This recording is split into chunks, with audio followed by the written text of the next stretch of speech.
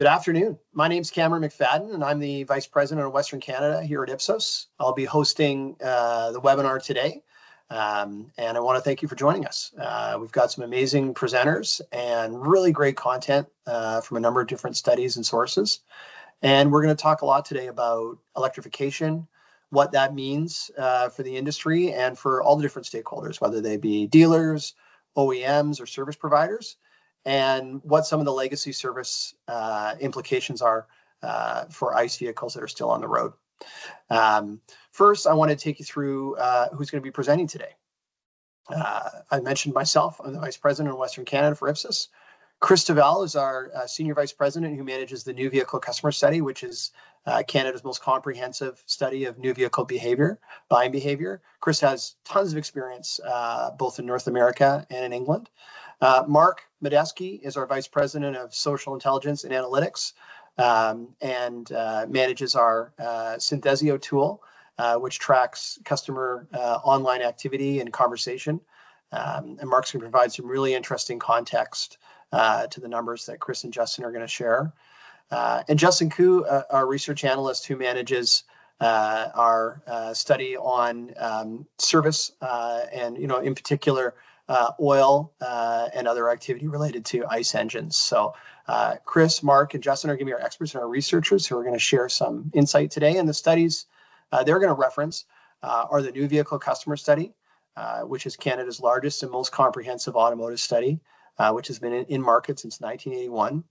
Our CAM study, as I mentioned, that Justin manages, which is our Canadian Automotive Aftermarket Monitor, which provides insights into how vehicle owners service their vehicles and where. And Ipsos Synthesio is our social intelligence tool, which allows us to track and understand conversations that are happening online. This tool is best in class, and Mark's going to provide some really interesting context to the numbers that Justin and Chris are going to share. So with that, I'd like to hand it over to Chris and Mark and let them take you through some of these kind of key insights, and we'll circle back at the end with some questions and final thoughts. Thanks very much, guys. Take it away. Well, thanks very much, Cameron, and hello, everybody, and welcome. As Cameron mentioned, my name is Chris Tavel, and it's going to be my pleasure to be walking you through some of the higher level metrics associated with what is happening in Canada with electrification. And as Cameron mentioned, the data source that I'm going to be drawing from is the New Vehicle Customer Study. And even though the study's been running since 1981, I've only been involved in the study since about 1996, but that's still a pretty good length of time to draw upon. Now, the reason why this topic is so important today is obviously with what's going on in the situation in the US, but also generally we have a lot of OEMs on the line. We have dealers and dealer groups, judging by the registrations that I looked at, and it is an incredibly timely time to talk about electrification because you're making product decisions, you're making investment decisions. So really in Canada, what is going on? That's really what we're going to be drawing upon today and drawing from NVCS to draw some conclusions from that. So first of all, the main thing which we get asked a lot about is what is happening as far as consideration with electric vehicles in Canada. And again, such a timely topic. This is auto show season here in Canada, as you know, and I had occasion to be at the Toronto Auto Show last week, and you can't go into a manufacturer's booth without getting all sorts of wonderful information about electric vehicles, be it hybrids or BEVs or PHEVs. So again, it's really high on the consumer mindset right now. And what are consumers feeling in Canada? Well, when we look at consideration, we asked customers, and last year's study just had, we sampled just under 100,000 Canadians, so it's a huge sample size. And we looked at it in a couple of different ways. When a customer buys a car, we asked them if different powertrains were available, would you have considered those? And here we're looking at, first of all, on the non-luxury side, for all Canada. I'm going to break it down by Western regions in a second here. But for Canada, for the non-luxury, and the luxury is still, the profile is very similar, what we find is consistently over the last number of years, and you can see the lines there, hybrid acceptance is at a higher level than what we see with BEVs and PHEVs. And when you look at that, you kind of think, okay, that helps explain, for example, why a company like Toyota last year had some really strong sales numbers, and other manufacturers who had hybrid powertrains, because that is indeed the way the market is skewing. Customers are more receptive of that kind of technology compared to what we see with BEVs and PHEVs. So that's item one. But the other takeaway I want you to look at here is when you look over time, you can see that yes, hybrid is higher, but BEVs and PHEV consistently have been below that,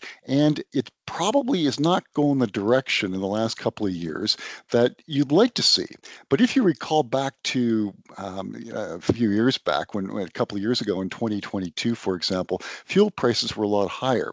So therefore, consumers at that time were more willing to consider other types of powertrains, even though they were more expensive. But still, the savings at that point were seen as kind of carrying the day. So that was certainly what we saw in consideration. Now let's kind of look at it in a little bit more detail. That was on the car side. When we take a look at the CUV SUV side, I'm not going to belabor the point because it shows a similar kind of profile: hybrid on top, and then BEVs and PHEVs down below. So again, at the national level, that's what we're seeing from a consideration standpoint. Now, let's break it down by Western Canada. The reason we're doing that, this webinar is actually originating out of Vancouver, so we have a lot of folks out in that part of the country, so we wanted to have something specifically for you. And when we take a look at British Columbia and the Prairie provinces, again, you can kind of see a similar profile. Hybrids right at the top, and then BEVs and PHEVs down below that. But also the lines, again, are kind of going south, where consideration for these types of powertrains has actually slipped, especially in the last 2 years. Now you look at this, you kind of think, okay, so what? What does that mean? This is on the car side, but when going forward, we also see a similar profile when we take a look at CUVs and SUVs.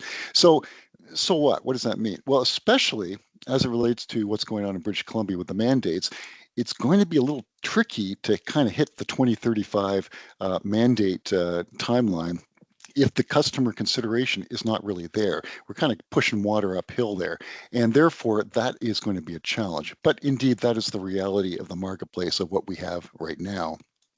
Now, Mark, I want to pass it over to you because I really love actually your stuff because it kind of puts words on the numbers that I've showed folks here. So can you kind of give us some context about what you have to say?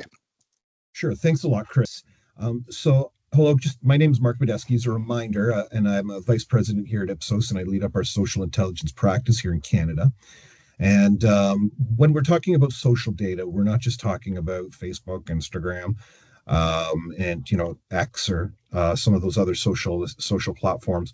We tend to look at a very wide corpus. We look at sort of news publications. We look at reviews, but we also look at other sources of data that fall into the same group, which is search. Search is really important because it's a proactive activity that people take. I have to make a conscious decision to look up information about a specific vehicle or a category for that matter. Now, one thing that we see with electric vehicles in terms of the Google searches is in step with what we see from Chris. It is showing some measure of decline. It's minimal at this point, but we are starting to see that. Next. I think, also when we started to really dig down and look at what people are searching for in conjunction with electric vehicles, what is growing is discussion around or points around charging stations, where people can find them. Next. And we really are doing a sort of our best here to sort of, understand how people are able to, look up for where they can find these search stations. They're growing a lot, and it's not necessarily positive searches that people are looking for when they're looking for these things. There's some anxiety. There's, as we'll talk about in the social section in a little bit, there's, some measure of, people just stepping away because they realize the infrastructure that they need isn't in place. You can see this reflected again in some of that conversation that we have here. People aren't necessarily putting down EVs or batteries or specific name brands. They want this to work. There is an appetite. And you can see that, the more that we look at sort of how people are talking about things, it's like, how do we make this work? How do we find ways to do things? How can we dispel the myths maybe that are holding people back? And we'll talk a little bit more about that in a bit. But as marketers, as people who are selling vehicles and trying to get bums in seats, these are the key concerns that we have to start to think about as we are looking forward to growing EVs and EV adoption within Canada. And speaking of EV adoption, Mark, thank you for that segue. This quote, I love it, from Bev Goodman. Bev, as we know, heads up, of course, Ford in Oakville. And Bev was speaking last year at a conference, and she mentioned this as it relates to adoption. This is the really, really difficult part of the move that we need to make. And what she meant by that was, when we take a look at the EV market, by and large, from an adoption standpoint, the early adopters have kind of come and they've gone. And the challenge, therefore, for everybody on this call is, how then do we, what do we do then? How do we bring a greater share in? Well, before we look at that, and to help to frame the issue here, I want to show you a couple of things here. We track consideration of alternative fuel types by different kinds of considerations. So, for example, these folks that we're looking at here are folks who have considered an ICE vehicle, and I want to build this, and I want to come back for it. Then the folks who considered a hybrid vehicle, those who considered a PHEV, and those that considered a BEV. Now, the things I want to point out here, for those who just considered an ICE vehicle, herein lies the rub, as I said, of trying to get customers who normally would consider an ICE vehicle into other types of powertrains. So, for example, only 2% of those who considered an ICE vehicle would consider an electric vehicle. Only 1.7% would consider a plug-in hybrid. So, in total, you're only looking at about 3.7% of those who would consider an ICE vehicle, those who would consider those other powertrains. So the challenge we have is we got to kind of move those folks over to the right if we buy into the premise that we want to move folks ultimately to a battery electric vehicle. Now, kind of moving over there, what we do find, though, in the dynamic of the marketplace, it's a progression. If we can get someone into a hybrid vehicle, the consideration of electric, of BEVs and PHEVs increases. If we can get them into a PHEV, the consideration of an electric vehicle, a pure electric, a battery electric vehicle, bumps up to about 17%. So basically, it's a continuum from left to right here. So therefore, if you look at it, we have to get, there's a transitional technology tread that has to happen. So if we can get folks into hybrids, they're more likely to consider PHEVs. If we get them into PHEVs, they're more likely to consider ultimately a BEV vehicle. And that dynamic is certainly in the marketplace than what we find. Now, how do we do that, though? What do we, first of all, we need to understand what those barriers to entry are that customers are considering. Now, this slide, when I put it up here, there may not be a lot of surprises here, but there are a few things I do want to point out to you specifically. First of all, driving range is still at the top as a barrier to entry for those who would consider a battery electric vehicle. This is on the car side, and if I showed you CUV, SUVs, we see the same kind of dynamic. Now, a couple things I want to point out here. We did see a big jump in the 2024 study and specifically related to driving range as a barrier to entry. It was kind of going down there in the previous 2 years, but now it's jumped back up again. A lot of talk in the press about this, and we suspect that's why it is. Battery performance in cold weather, number 2, time to charge, and the rest you can see there.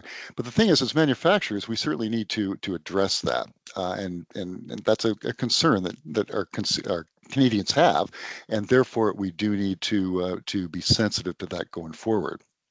Now, one area that we look at, and we affectionately call these folks the toe dippers, these are folks who actually had, in this particular case, an ICE vehicle when they came into the market last year. And what do they do with it? And what we found was the lion's share, as you can see there, are going back to another ICE vehicle. But there is some movement to electric, as you can see there, 4.8 and 7.2%. So indeed, in fact, it did jump up to 2024, but not huge numbers.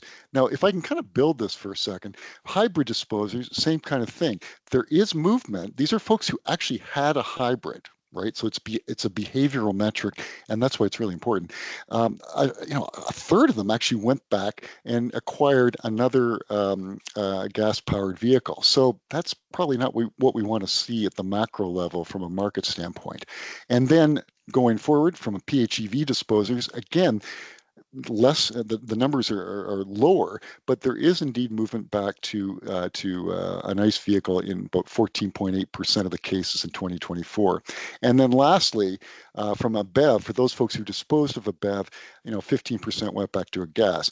But we do see, when you take a look at it, yes, that movement is there, but year over year, customers are those who dispose of a hybrid. A few more are sticking with hybrid. Those who are disposing of a PHEV, few more are going back to PHEV, and so on. So those kind of market dynamics are there, and ones that we certainly need to be aware of.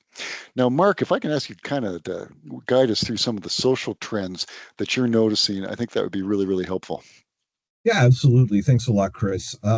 Again, at Ipsos here, we don't try and just show KPIs and numbers from social. We really try to make it make sense. And we want to really take this data sometimes and reconfigure it so we can understand what are those trends based on how people are talking about things.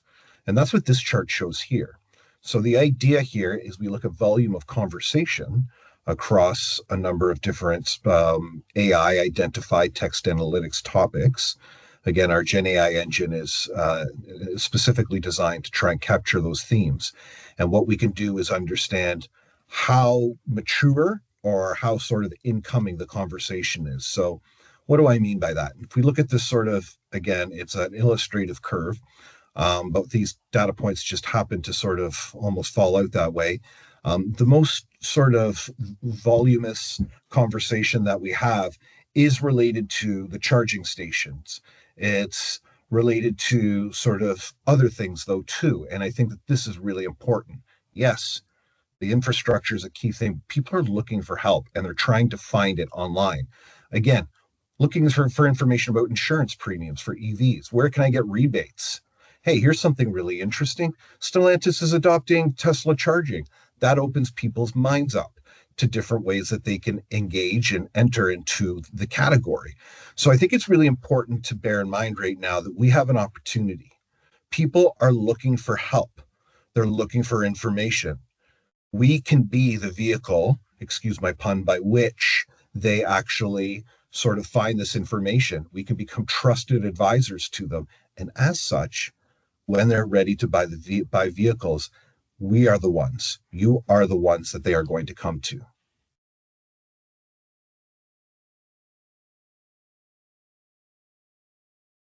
Looking at, again, some of the conversation, though, to see what are sort of some of those barriers and some of those, more tactical points that people are looking at, there are some interesting points to take away. Now, we used what we call our Signals Gen AI engine to identify this. Now, what this is based on is very sort of sophisticated, enhanced algorithm that is based with some very specific engineered prompts to understand how people are talking about electric vehicles and what they're seeing as key barriers and key points of entry. So those tactical associations are some of those points of entry. But what do I notice first when I look at this? Not looking at what the points are, it's the discovered topics. There are very few discovered topics that people are talking about in terms of, what are sort of some of those tactical associations that help them to get in. There's 28 topics in terms of those functional barriers, not limited to high initial cost. Again, so there's this value proposition that we really need to work around, especially coming into a very challenging economic climate, especially the challenging economic climate for cars. As Chris has sort of talked a little bit about here, there's some concerns about the limited range, the charging infrastructure. I think to a certain extent, having an especially brutal winter this year has shown people who have EVs some of the impact that has on their batteries. and it's becoming more of a reality for them. And they're talking about it. They're sharing this information. So again, we need to be able to stymie some of those perceptions. But because there are positive points of entry. Again, there is sort of some of this emotional attachment that we need to work around with ICE vehicles, but people see the benefit in terms of what they can get from social, or rather from EVs via social influence, via advertising and promotions. But we really need to work around and show people what that proposition is, why they should be using electric vehicles, where the resistance is coming from, and how we can sort of break that down, because there is a long-standing history of people being married to their strong, tough ICE engines. Again, there's a lot of social influence and advertising that people put up that's negative towards EVs, and we got to work with that.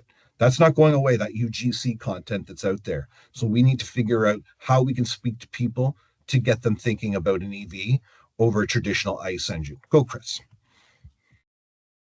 These are just some, maybe, some ideas in terms of what people are saying in the conversation. Again, EVs, there's some misperceptions that we need to sort of work around. People are saying there's 79% more. There's no range really related to them. They have almost no short life. We can work around these perceptions. We have to be there and ready to speak to the information that we have and equip customers with the real truth behind things. Again, we are working at a time when people have access to more information than they've ever had at any point in human history. And there's no control or regulation over it. Again, it's not just the 6 o'clock news or the 11 o'clock news that people get their info from. They can go anywhere, and some of it's credible, some of it's not. And we need to make sure that they're going to those credible sources, being us, yourselves, to get that information. Because they have some good ideas in here too, how maybe rentals could act as this way, sort of as a point of entry, and almost like a way people could sample and try out using a car for a little bit. Where the federal government and how we could take advantage of some of those rebates, the long-term value proposition that this offers to consumers. Think about how we can actually use that to our advantage. Mark, I'm glad you mentioned sources of information and the fact they have to be credible, because I'm a big fan of exactly what you just talked about there, because we got to get the right information out to consumers. And there's a lot of folks on this call who are dealers and dealer groups, and I want to speak specifically to you, but also to the manufacturers as well. When we look in the study, we look at the most important sources of information that a customer used when they decided to acquire the vehicle they did. And there's a couple things I want to point out here. These are the top 10 sources. We track more, but the top 10 sources of information for ICE buyers. So the salesperson, the previous experience with the vehicle, family, friend, coworker, and so on. You can see the rest there. So keep that in the back of your mind. And I want to then now show you what I'm going to show you for BEV and PHEV buyers. And there's two things I really want to kind of point out here and the key takeaways here. Yes, they are similar to what I just showed you there, but there are differences, which I think are important. Look at the interaction between the digital component. So we look at online reviews, manufacturers' websites, online videos, and so on, and the personal component. So you got the digital stuff and you got the personal component going on here. The reason I think this is important, and Cameron alluded to it right at the beginning, part of this gig, I had an occasion to be stationed over in the UK for 26 months, and then COVID hit, and then we came home, but long story. But anyway, the exposure over there was really something that was interesting, because one of the points that was happening at that point in time was that going to an agency model, there was, not widespread, but there was certainly there, a perception that, you know what, we don't need salespeople anymore. And when I moved back to North America, some folks were saying the same thing, that, I mean, hey, listen, we buy stuff through Amazon. Why do we need, we can do the same thing with a car. We don't need a salesperson. If anything you take away from this webinar, please don't do that. Customers are looking for credible sources of information, as Mark just mentioned there. So they're looking, yes, the digital stuff, we get that, but the salesperson is absolutely critical. And the reason, I mean, you think of it, it's new technology, right? They're looking for ideas. They're looking for learning more about what they could potentially spend a lot of money on. So therefore, that interaction, that dovetailing between the salesperson and the digital component is absolutely key. Now, kind of running with that a little bit, we also ask, okay, what was your top sources of information from an educational standpoint? And basically what this is telling you is we got to be on YouTube, is really the main takeaway there.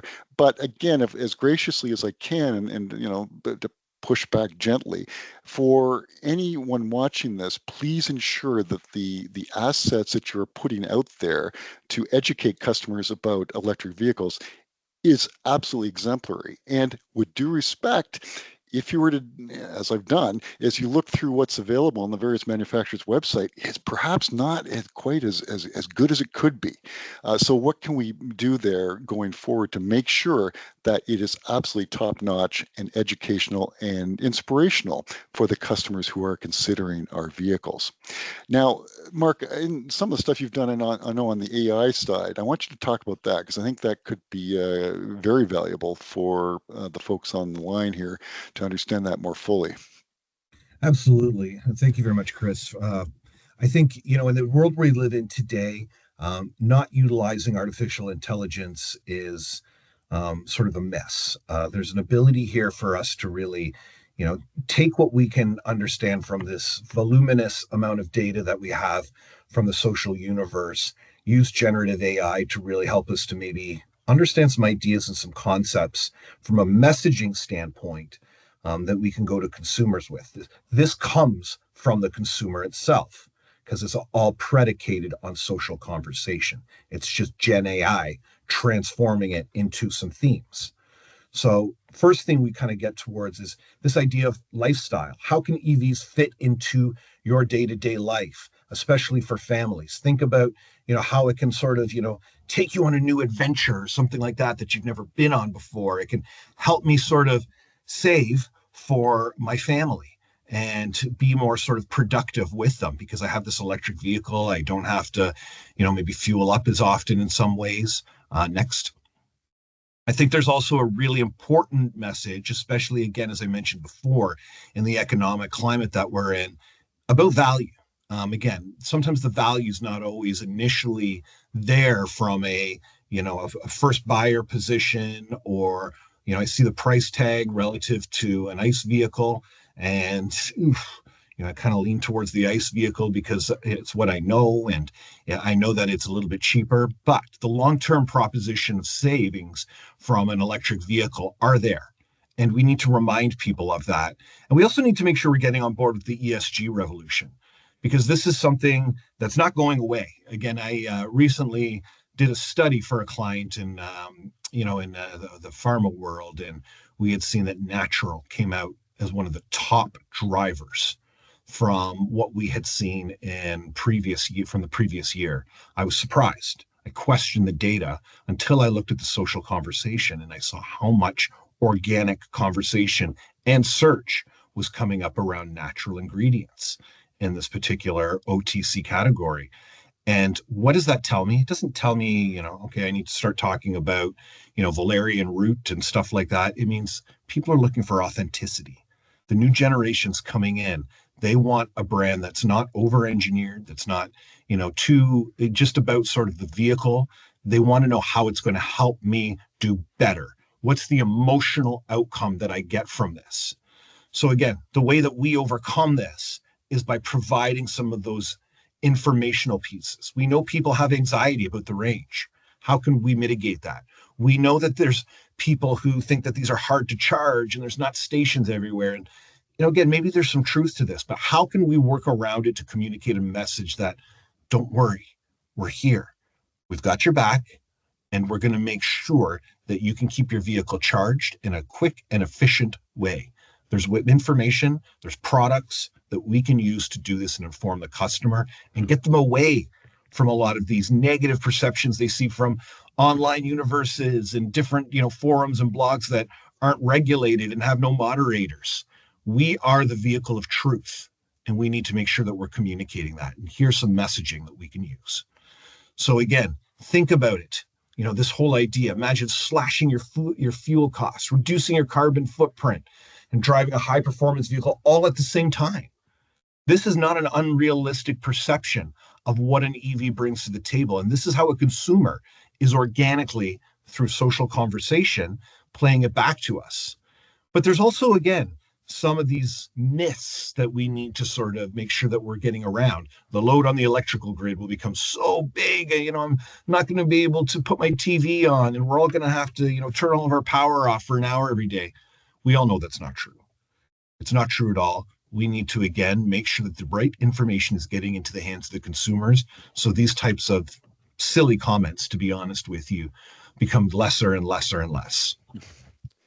Well, thanks, Mark. And part of the issue that customers have identified, and you touched on it there, was charging. So where does that stand? And certainly we ask customers, and this is to many, their perception that the issues as it relates to not being able to charge at home.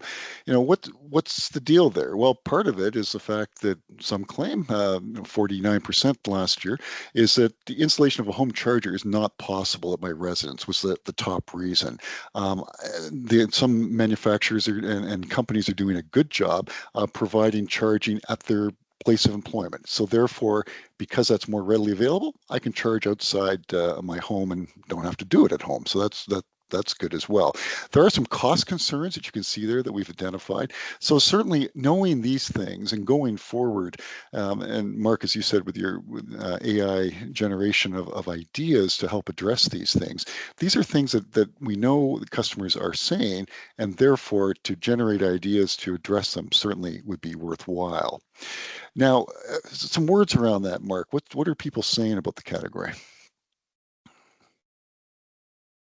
When we look at the category from a larger perspective, and we try to really, again, 30,000 feet, look back and just, look at these word clouds that I think many of us are familiar with, charging stations really do come out a lot as a concern that people have. And again, you can just sort of eyeball it here. It's, the larger the word, obviously, the bigger the volume for that particular, for that particular topic or idea. And it is something we need to work on. But what do you see here when you look in? Again, we've got some verbatims, Chris, if you want to click through on how people are sort of talking about it. But people are also looking for these ideas around, where can I get tax credits, value proposition? What can I do? Next one, Chris, in order to really sort of, help people, inform them on just even the basics of charging stations. It can be a very onerous concept and idea. I mean, even to think about, how long it took us to get these things in our hands. I've got a phone here. And people to get the uptake on that and learn them. We're kind of at the same stage right now with EVs. We've got to get people from, the old traditional dial phone into these sort of, more sophisticated, more advanced phones that people can actually sort of enhance, be faster with, and again, contribute not just to their own lives, but to the broader sort of, social agenda that we all need to be contributing to on this planet. Again, as important as it is for us to understand that, and as we move in, what vehicles are really getting the conversation around EV range. And a lot of the conversation and the search around these brands was pretty positive. And not surprising, again, looking at the key brands coming out, Tesla sort of overwhelmingly comes out as the top brand, especially the S that people are searching for. But we're starting to see other brands make their way in. BMW, Ford.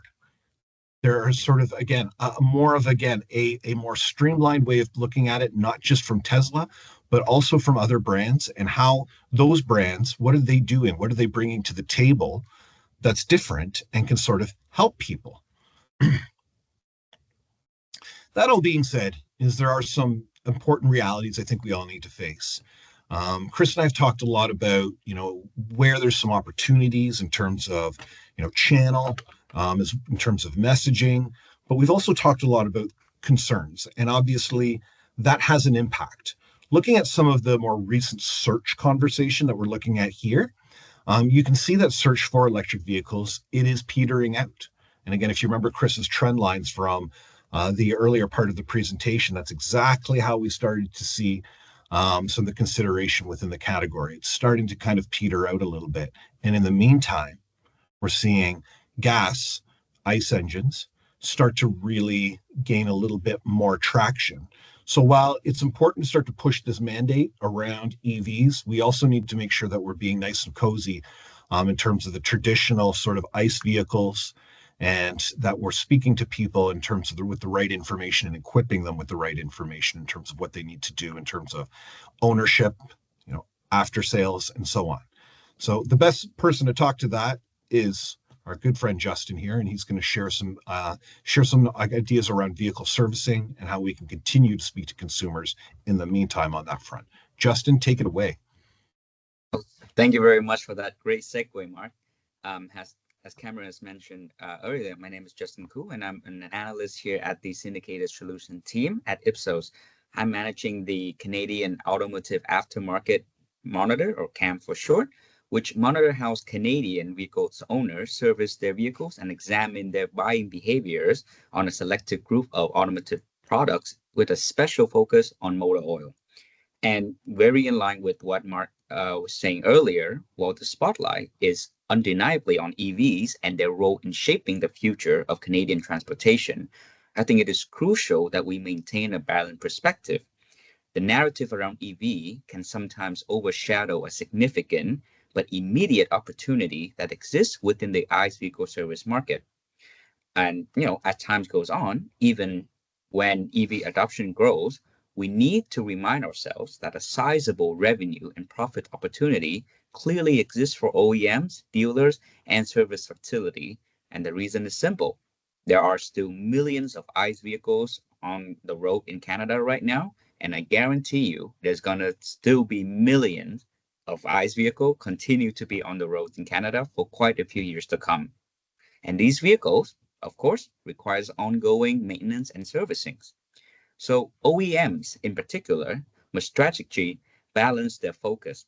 While keeping a keen eye on the evolving EV landscape is important, they cannot afford to neglect the substantial after-sale opportunities presented by their existing ICE vehicle customer base.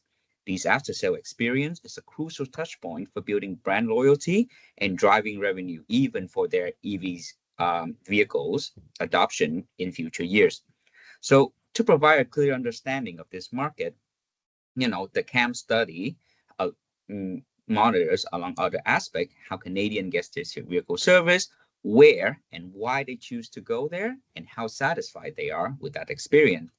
Let's now turn our attention to some of the key highlights from our most recent CAM study in 2024, which will shed light on the dynamic of this vital sector. So looking into the specific of ICE vehicle maintenance, it is unsurprising at all, I would say, that oil changes is topping the list of most commonly vehicle service performed. It's been performed this year. This highlights the consistent and recurring demand for this essential maintenance task.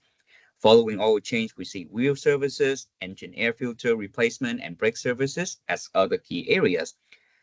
This reinforces the importance of a comprehensive service offerings that addresses the fundamental maintenance needs. Next.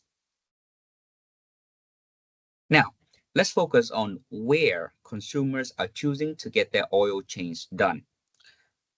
While car dealerships still hold a significant portion of the market, we can all see a clear trend. The dominance is gradually eroding as there is a consistent decline in their market share over recent years. More importantly, this share isn't just simply going away.